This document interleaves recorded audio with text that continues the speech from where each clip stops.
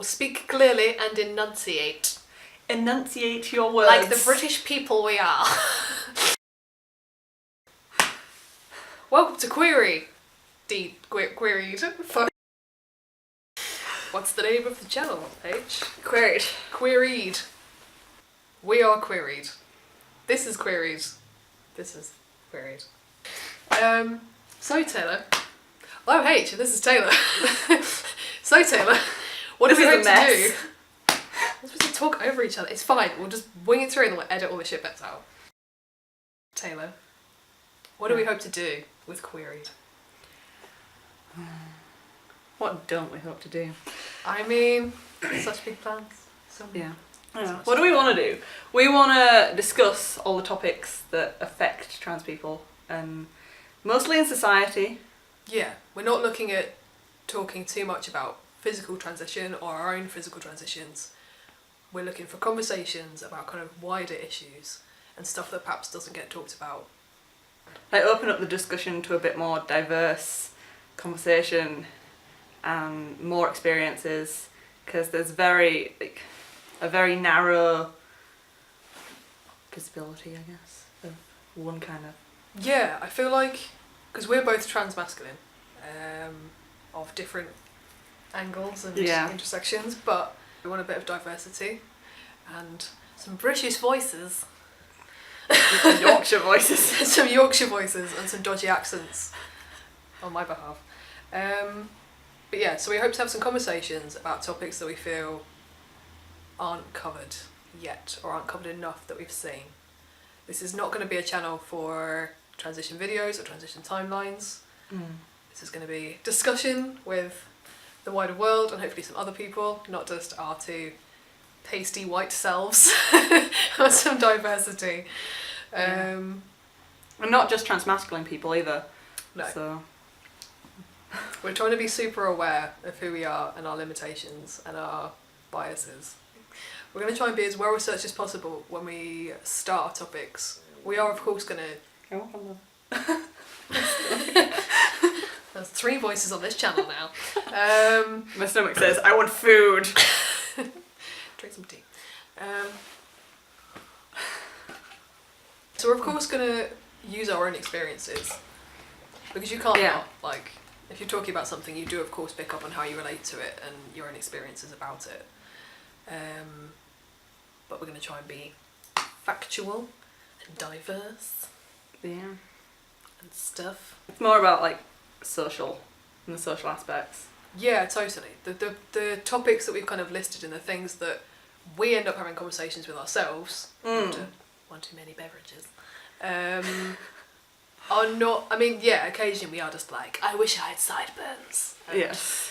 Beards are cool, but... Put on those aviators with those sideburns. Yes, oh my goodness. But, yeah, what we're aiming for is not those topics, but topics that are kind of broader about experiencing the world as a queer person and how different kinds of queer people experience the world and the limitations and whether there is space for us, you know, in documentation, in society, in families even. We're going to try and be a little bit creative with the things that we think about and the things that we talk about, I think. You think? The things that you think about and the things that you think. I think. Yes.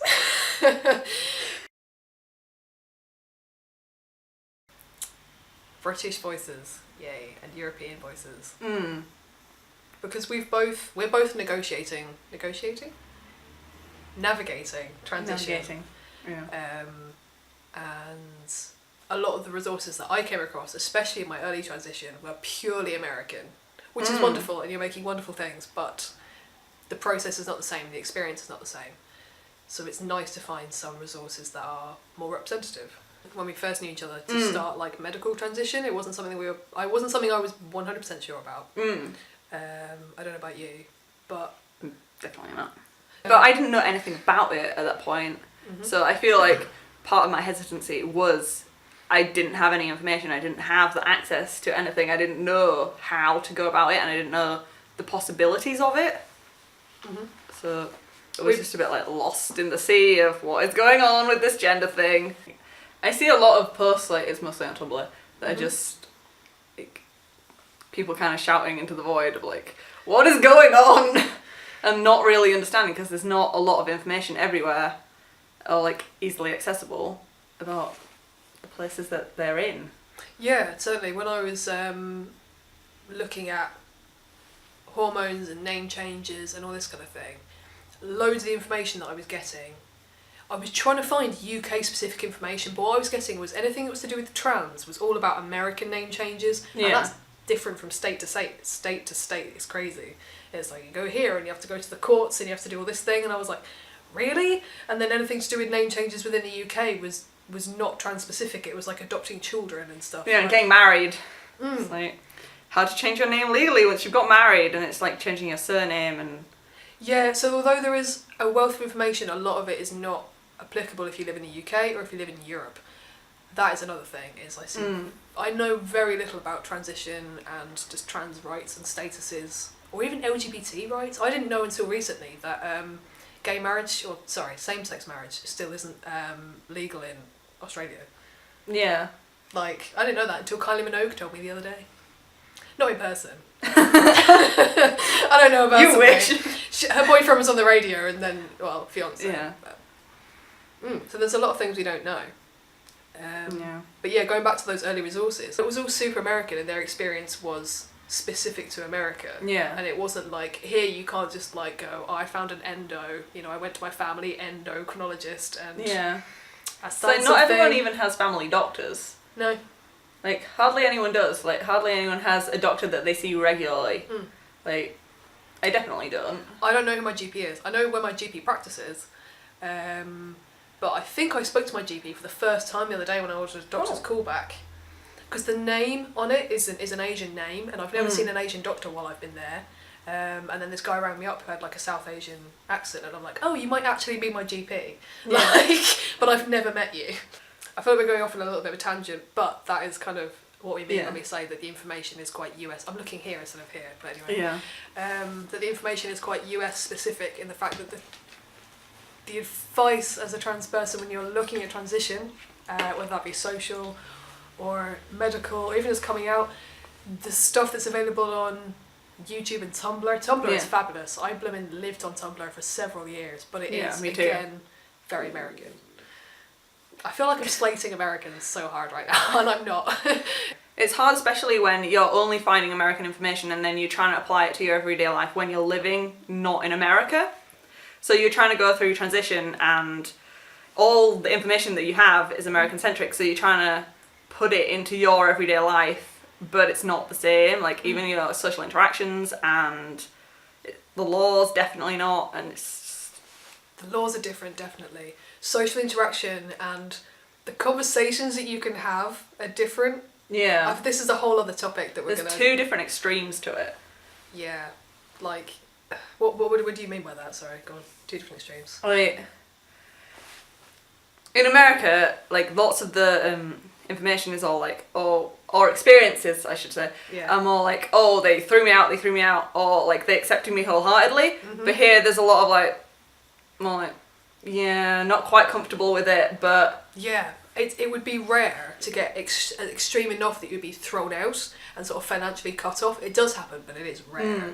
What usually happens is kind of like a frosty non-communication and just non-progress and not talking about it. It's not usually... You can't... Oh, like progress and then reverting back to non-progress. Yeah. And then a lot of like back and forth between that. There's not usually a lot of kind of like, oh my goodness, we're so in touch and you talk about your feelings loads. That does not happen here. No. Most families. No feelings. Stiff upper lip. And then you've also got differences in healthcare. The healthcare is completely different. The procedures are completely different. I don't know an awful lot about estrogen, which is something I'm looking forward to with this project. It's going to make me research and learn. Yeah. But certainly even the way that people take testosterone is different. Yeah. You wouldn't really be doing it weekly here. In America, nearly everyone's weekly injections. Completely different. So I think even the structure of the testosterone that they take is different. Like, there's a lot of differences in experience. I'm just going to move on. Question 2 is, who the f*** are we? Who knows? I can't say that on the internet, can I? I mean, probably not. Who the darn heck are we? Who the diddly darn are we? And we need a polite British. Who the scone are we? No. Who the scone? You're the scone, I'm the scone. I was trying to be English. I'm H and this is Taylor, there's a start. We're both in our early 20s and we live somewhere within the British Isles. I've got a massive reflection on my glasses. We're from the UK. We're both in our early 20s. We met at university, not doing the same thing, but just being in the same place. LGBT society. Yeah, we both went to the same LGBT society and then we both ran the LGBT society. Yes. Ding! Dream team! And we work together a lot. We're both really queer. Yeah, really, really queer. And we've both evolved a lot in our queerness in the time that we've known each other. Yeah, in the past 2 years, like, thinking back to like 2 years ago, I am completely a different person. And like, we've both evolved and gone different directions, and we both have a lot more knowledge now, and we've both accessed some of the same resources and services. And yeah, we've changed a lot in terms of our identity as well. it's evolved. Massively, yeah. Because you, as I said earlier, you were the first person I knew who used they pronouns. Definitely the first person I knew who used they pronouns exclusively, which he doesn't now. Anyway, do the namey thing again. Hey, I'm Taylor and I use he, they pronouns. I was trying out Z for a while, but I don't know. Gender, what? Yeah. And I'm H. I use he and they as well, actually, really. Yeah. Yeah. I get people use he much more than they use they, but I'm fine with either. Yeah. Oh, it's got 1 minute left. Oh. Does it stop and then we do another one? Maybe. Okay. Now I'm just watching the seconds tick down. Did it? That's That's how we should end. That's how we should end our videos.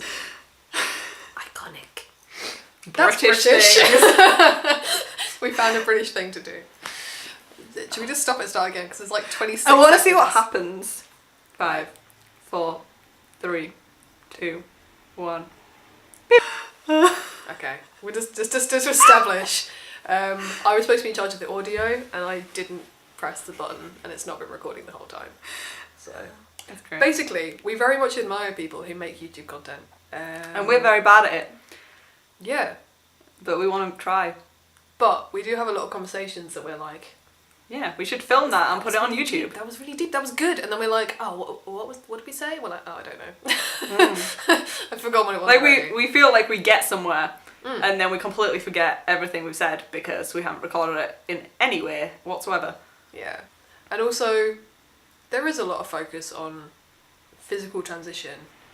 And there's a lot of things that I get frustrated with.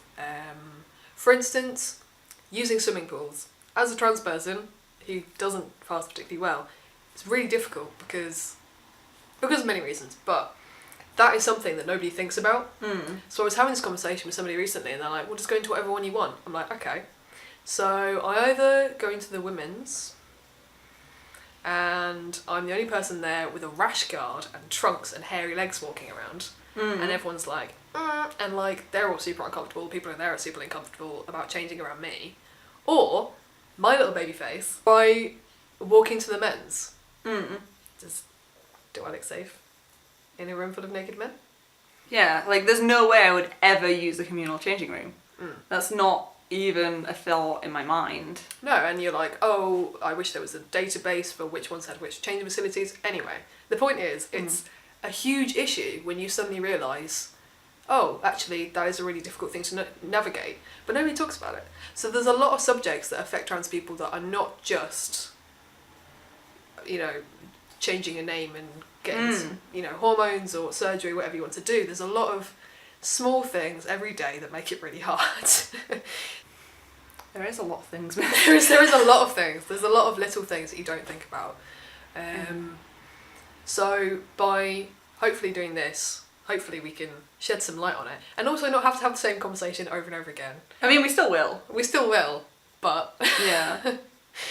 also, all of those little subjects that don't get picked up, the things that are focused on mostly are like physical transition and name changes and coming out. But all those things are very different if you happen to be a non-binary trans person, because you might not necessarily be dealing with hormones and medical transition if that's not what you and there's people who don't choose to medically transition.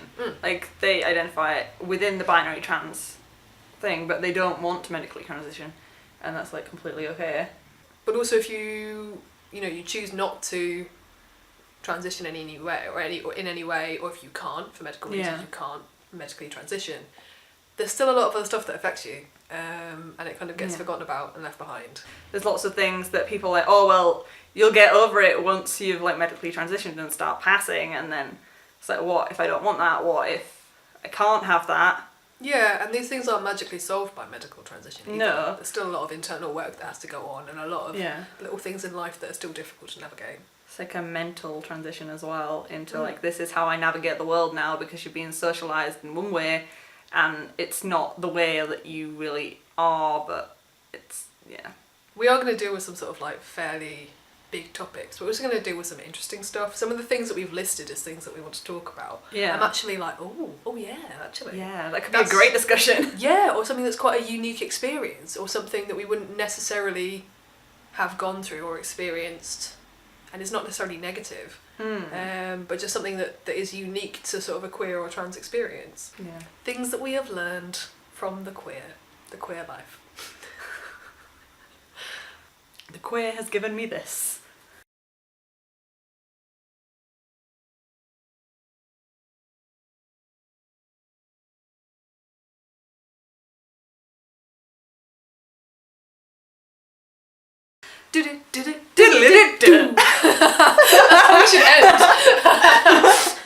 That's how we should end our videos.